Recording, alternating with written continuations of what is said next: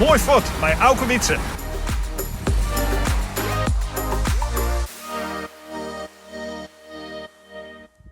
Is dat bootje vader nog een beetje netjes in jou?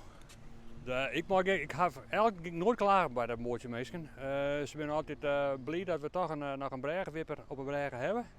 Dus het is hier gelukkig nog net dat het al hier op afstand is. Dus wij zijn wel blij met mooie de bootje meestal.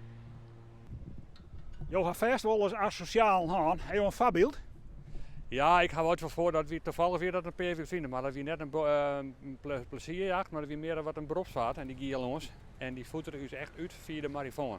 Nou, van sokkerding, dat sokkerding, daar ben ik eigenlijk net fan van. Dat jullie hebben we vergeten. En wat is dan jouw reactie? Nou, je mag natuurlijk rustig blijven.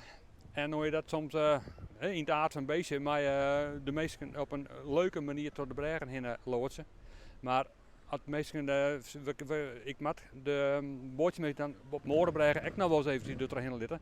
En dan had ik de neiging wel eens om hun dan even gewoon 10 minuten lang wachten te litten.